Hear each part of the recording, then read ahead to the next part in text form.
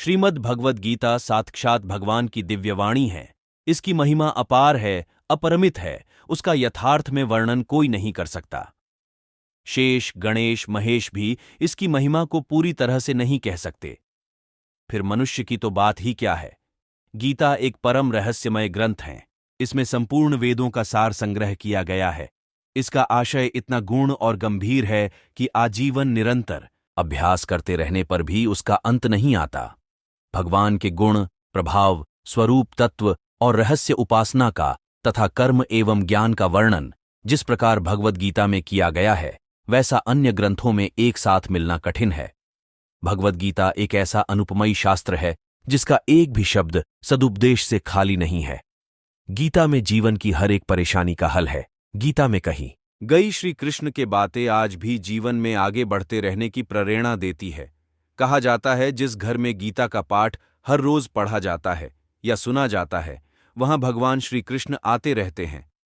गीता में कुल 700 श्लोक और 18 अध्याय हैं, जिसे सभी के लिए पढ़ पाना थोड़ा मुश्किल है। इसीलिए आज के इस बेहद खास वीडियो में श्रीमद् भगवद गीता के 101 विचारों के बारे में बात करते वाले हैं, जिन्हें जानकर आप श्रीमद् भगवद गीता का सही मतलब समझ पाएंगे।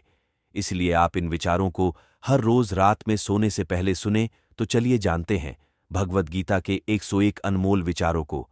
श्री कृष्ण कहते हैं, मैं सभी प्राणियों के हृदय में विद्यमान हूं।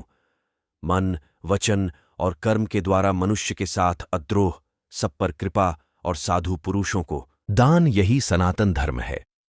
जैसे बिना नाविक की नाव जहां कहीं भी जल में बह जाती है और बिना सारथी का रथ चाहे जहां भटक जाता है, उसी प्रकार सेनापति बिना सेना जहां चाहे भाग सकती है।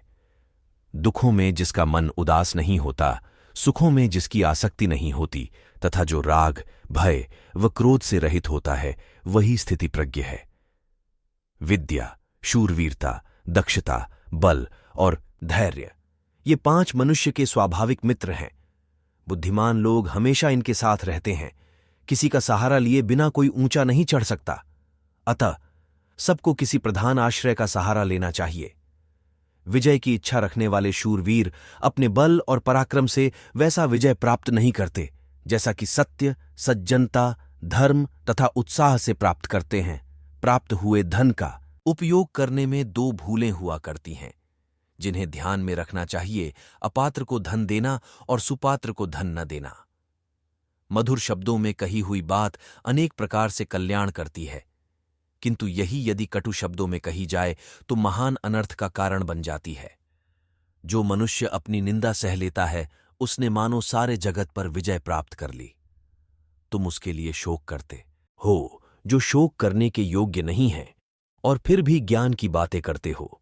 बुद्धिमान व्यक्ति न जीवित और न ही मृत व्यक्ति के लिए शोक करते हैं। जो वेद और शास्त्र के ग्रंथों को याद रखने में तत्पर है, किंतु उनके यथार्थ तत्व को नहीं समझता, उसका वह याद रखना व्यर्थ है। केवल मन ही किसी का मित्र और शत्रु होता है। वह जो सभी इच्छाएं त्याग देता है, मैं और मेरा की लालसा और भावना से मुक्त हो जाता है, उसे ही शांति प्राप्त होती है। कर्म करते जाओ, फल की चिंता मत करो। मैं सभी प्राणियों को सामान्य रूप से देखता हूं। न कोई मुझे कम प्रिय है न अधिक, लेकिन जो मेरी प्रेम पूर्वक आराधना करते हैं वो मेरे भीतर रहते हैं और मैं उनके जीवन में आता हूं। परोपकार सबसे बद्धा पुण्य और परपिद्धा यानी दूसरों को कष्ट देना सबसे बड़ा पाप है। संसार में ऐसा कोई नहीं हुआ है जो मनुष्य की आशाओं का पेट भर सके। पुरुष की आशा समुद्र के समान है, वह कभी भरती ही नहीं। अगर परमेश्वर से कुछ मांगना है तो सिर्फ उनके प्रति निश्चल भक्ति मांगो, जिसके आ जाने मात्र से ही संसार का समस्त वैभव तुम्हारे पास रहेगा। विधि के विधान के आगे कोई नहीं टिक सकता। एक पुरुषार्थी को भी वक्त के साथ मिटकर इतिहास बन जाना पड़ता है। सच्चा धर्म यह है कि जिन बातों को इंसान अपने लिए अच्छा नहीं समझता, दूसरों के लिए भी न करे। जिस राजा की प्रजा हमेशा कर के भार से पीड़ित रहे, प्रतिदिन दुखी रहे और जिसे तरह तरह के अनर्थ झेलने पड़ते हैं, उस राजा की हमेशा पराजय होती है। प्रिय वस्तु प्राप्त होने पर भी तृष्णा तृप्त नहीं होती, वह और भी भद्द धकती है जैसे ईंधन डालने से अग्नि विषयों के भोगों से विषय वासना की शांति नहीं होती। हवन से बढ़ती हुई अग्नि के समान यह काम वासना नित्य बढ़ती ही जाती है।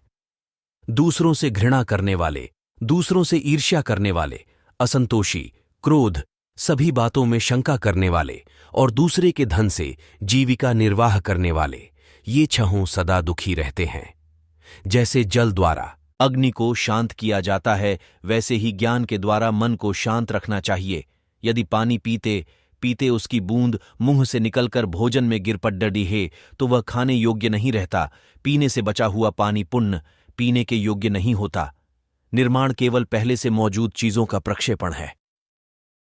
मनुष्य का पराक्रम उसके सब अनर्थ दूर कर देता है। झूठे पर विश्वास और विश्वस्त पर भी विश्वास नहीं करना। उससे मत डरो जो वास्तविक नहीं है, न कभी था न कभी होगा। जो वास्तविक है वो हमेशा था और उसे कभी नष्ट नहीं किया जा सकता।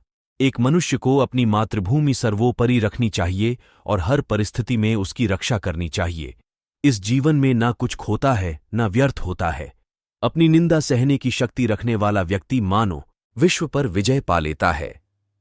दो प्रकार के व्यक्ति संसार में स्वर्ग के भी ऊपर स्थिति होते हैं। एक तो जो शक्तिशाली होकर क्षमा करता है और दूसरा जो दरिद्र होकर भी कुछ दान करता रहता है। जैसे तेल समाप्त हो जाने पर दीपक बुझ जाता है, उसी प्रकार कर्म के क्षीण हो जाने पर भाग्य भी नष्ट हो जाता है। सुकर नींद जीतने का प्रयास न करें, कामोपयोग के द्वारा स्त्री को जीतने की इच्छा न करें। एकमात्र विद्या ही परम तृप्ति देने वाली है। आत्मज्ञान की तलवार से काटकर अपने हृदय से अज्ञान के संदेह को अलग कर दो। अनुशासित रहो, उठो। जैसे सूखी लकड़ी के साथ मिली होने पर गीली लकड़ी भी जल जाती है, उसी प्रकार दुष्ट दुराचारियों के साथ संपर्क में रहने पर सज्जन भी दूहक भोगते हैं। सभी को भ्रातृभाव से रहना चाहिए। आनंद मनुष्य के भीतर ही निवास करता है, परंतु मनुष्य उसे स्त्री में, घर में और बाहरी सुखों में खोज रहा है। अगर आपको यह वीडियो पसंद आया है तो कमेंट में जय श्री राधे कृष्णा लिख दें।